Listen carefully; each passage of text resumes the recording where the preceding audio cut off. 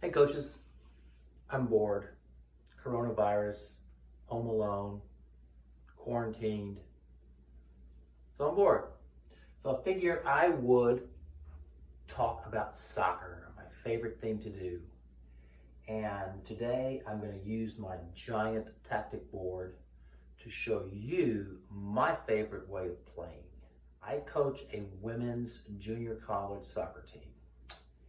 And my preferred way of playing is with a 4-3-3, if I have the players to do it. The last 3 or 4 years, I have. We've been very successful. We were undefeated in our last season of play. We won the national title for D3 National Junior College play. D3 is non-scholarship. I'm in Dallas, so we get a lot of good players. Fortunately, we've been able to play this way. So here we go. First, I love a flat back four. Love flat back four, love the zonal defending, love the fact that we can cover spaces everywhere, love the fact that when we win possession, we can immediately hold possession because of the umbrella shape in the back. We spread the opponent out. Usually our opponent doesn't have that many players, so we're able to play out of the back effectively. I like to play with aggressive outside backs that are getting forward when it's on. We spend a lot of time working on that phrase, when it's on, so that they know when to go. Love to overload with my outside backs in the midfield, which helps our midfielders hold possession. As far as the midfield, I love to play with 3 in the middle. Usually, my preference is a holding midfielder that we can always count on slowing down the counterattack, or we can always count on restarting play with this player. If we get bogged down anywhere, we can turn around, come back, and restart it. The holding midfield is real effective when she sits in front of the back four, because it takes up a lot of this space and wins a lot of balls that are just mistakenly, errantly, or intentionally played in here. So that's why I like playing with 1 holding. I'll tell you why I like playing with 2 attacking.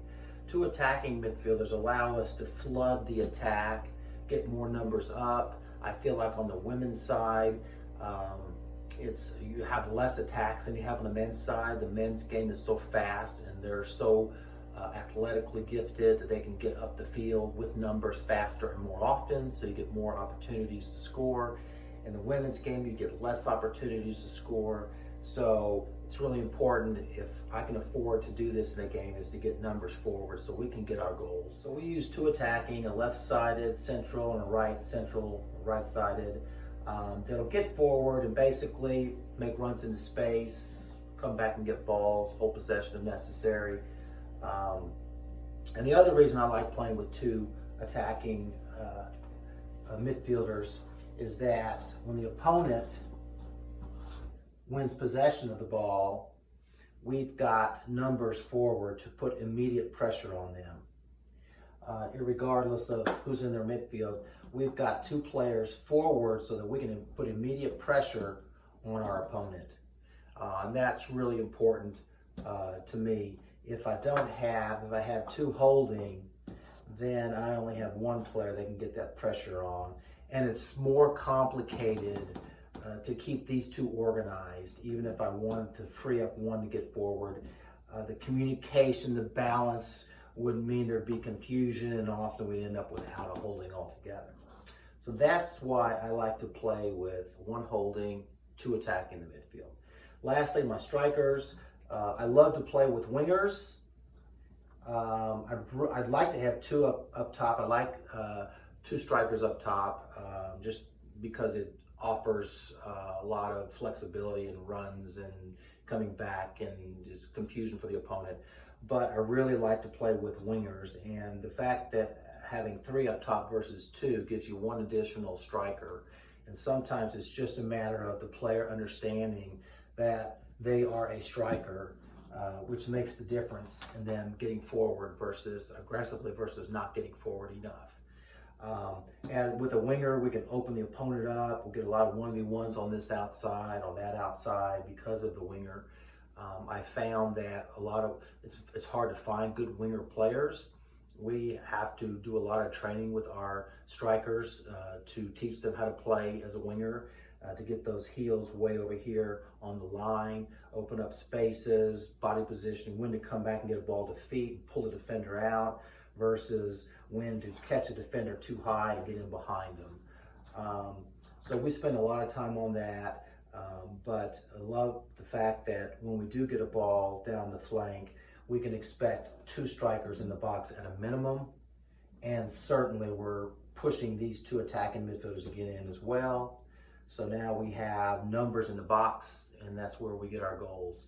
The minute we lose it, we got good numbers around here so we can get immediate pressure on the ball in hopes that we can win it back, which we do quite often, and at that point, additional attacks. So we're swinging the number of attacks by sending players forward, by having players positioned forward, and the minute we lose possession, we've got the ability to win the ball back in a goal-scoring area, in our opponent's defensive area, which allows us more opportunities to score. So we're swinging the game, getting more goals, we feel like, keeping them from clearing balls, working balls out to our side. So we're reducing their attacks. Of course, he's back forward behind.